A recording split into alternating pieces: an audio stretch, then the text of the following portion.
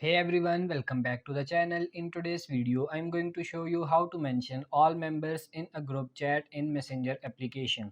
So if you have Messenger and you have a group and you want to wish anybody like any message and you want to mention all your friends at once, I will show you how to do this. So just open the Messenger application first and then just go for the group you want to mention all the persons, and now you just have to type add everyone, and then you can type your message here like I'm going for this win match.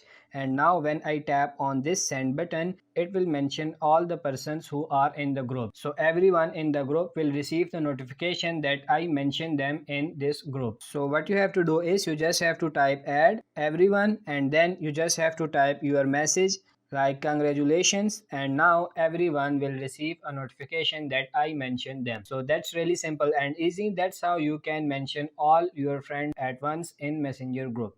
I hope this video was helpful. If it is, like this video and subscribe to the channel. Thank you.